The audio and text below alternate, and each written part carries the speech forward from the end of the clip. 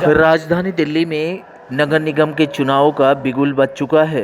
तमाम छोटी बड़ी पार्टियां चुनाव मैदान में उतर गई हैं और अपने चुनाव कार्यालयों का उद्घाटन भी कर रही हैं।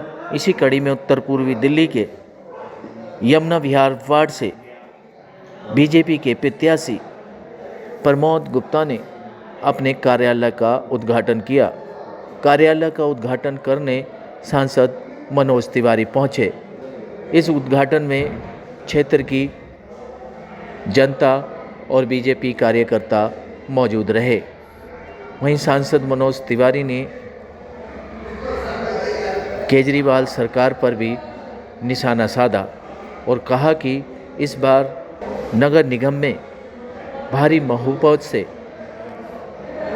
बीजेपी की सरकार बनेगी।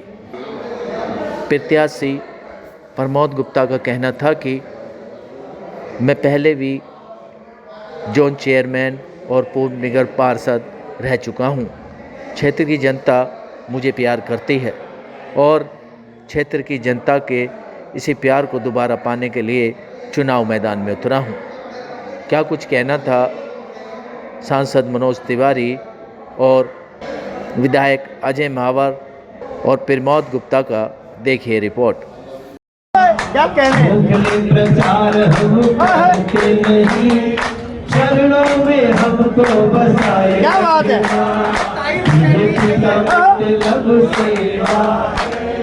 वो क्या कर रहे हैं, वो ताहिर हुसैन बनाने की तैयारी में।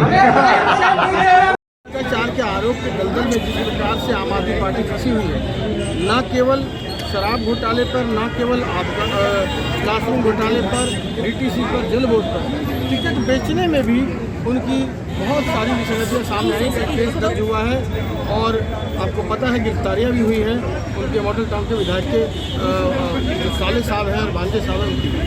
तो मेरा ये मानना है कि जो लोग खरीद कर ला रहे हैं वो सेवा नहीं, वो भूल ये बोलते हमने अपने प्रत्याशी को उतारा है। आज प्रमोद गुप्ता जी के से वार्ड ओपनिंग का, कार्यालय ओपनिंग का काम शुरू हुआ है। मैं ये कह सकता हूँ पूरे विश्वास के साथ 250 मंडल में, वार्ड में यमुना विहार पहला वार्ड होगा जिसमें प्रमोद गुप्ता जी के सामने, भारतीय जनता पार्टी के सामने एक भी प्रत्याशी की जमानत नहीं बची। एक सवाल ये है कि इस बार जो है वो क्या मुद्दे रहेंगे। 15 साल का इतिहास है एमसीडी का, बीजेपी का, क्या क्या मुद्दे होंगे, क्या क्या नए वादे होंगे। ये निश्चित रूप से हमने 412 ढलाव घर बंद किए हैं। कूड़े के पहाड़ जो हमें विरासत में मिले थे, 11 लाख मैट्रिक टन कूड़ा प्रतिदिन जो घरों से निकलकर उसको डलता था, उसको हमने 65 से 62 फुट तक निश्चित कर दिया है। और उसके अलावा हमने ब्रिक्स बनाने की फैक्ट्री, पावर प्लांट हमने कूड़े से बनाने का अमित शाह जी ने लगाया है और गडकरी जी ने जो वेस्ट इसकी कूड़ा होता है उससे सड़क बनाने का भी एक इंडस्ट्री लगाई है। तो हम उसके लिए लगातार काम कर रहे हैं। लेकिन आम आदमी पार्टी ने कहा था कि अगर 5 साल में हम यमुना जी को साफ नहीं करेंगे तो हमें वोट मत देना। तो जनता को वो बात भी याद है, उन्होंने हवा साफ की नहीं, पानी साफ किया नहीं, यमुना साफ किया नहीं, एक बुजुर्गों की नई पेंशन लगाई नहीं, एक नया राशन कार्ड बनाया नहीं।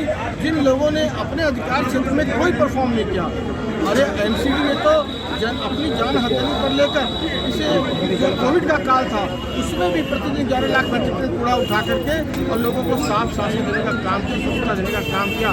यहाँ तक कि शमशान घाट पर भी जब शवों की बहुत ज़्यादा गिनती हो गई थी तब भी उन्होंने अपनी जान के परवाह रखकर एमसीडी ने बेहतरीन काम किया है। तो निश्चित रूप से मैं मानता हूँ कि लोगों को वो बातें याद रहेंगी और इनके कतली करने का जो फर्क है वो इनका चाल चरित्र और चेहरा जो बिल्कुल कट्टर बेईमानी का है वह सामने आ गया है। भारतीय जनता पार्टी की ईमानदार प्रत्याशी के साथ ईमानदार पार्टी के रूप में लोगों के सामने है, सेवा करने के लिए तत्पर है और लोग उन्हें आशीर्वाद दें। देखिए, मैं अपने पिछले 5 वर्ष के एमसीडी के कार्य को लेकर जनता के बीच में जाऊंगा। केंद्र सरकार के द्वारा जो कार्य किए गए उन्हें लेकर जाऊंगा और हमारे क्षेत्र के विधायक के द्वारा जिसे गलियों विकास पुरुष के नाम से जाना जाता है उन कार्यों को लेकर जाऊंगा। इसके अलावा जनता में बड़ा रोष है। जनता इनके मुद्दों को लेकर बहुत परेशान है। जो हमारी विधानसभा के साथ ये हर जगह दुआत करते हैं, हमारे पानी को काटने की साजिश करते हैं, हमारे साथ हर जगह गलत करते हैं। जो जनता के अंदर रोष व्याप्त है, झूठ से, बरगलाने से, प्रचारों से अब जनता मानने वाली नहीं है। मैंने पिछले 5 वर्ष में जनता का दिल जीता है। आज पार्टी ने मुझ में विश्वास जताया है। मुझे लगता है जनता भी मुझे पुनः अवसर देगी। पिछले 5 साल आप निगम पार्षद थे यहाँ से, इस बार क्या क्या आपने सोचा है, नई योजनाएं क्या होंगी, नया तरीका क्या होगा यहाँ के? देखिए 3 का 1 निगम अब बन गया है और पहले से बहुत सशक्त निगम है। हम आर्थिक रूप से बहुत मजबूत होंगे, सशक्त होंगे तो जनता की बहुत अच्छी सेवा कर पाएंगे। और जो भ्रष्टाचारी सरकार दिल्ली की जो साजिश करके हम लोगों को फंड रोककर जो पंगु बनाने की कोशिश की थी, अब सीधा फंड आएगा। हम अधिक जनता की सेवा कर पाने में सशक्त हैं।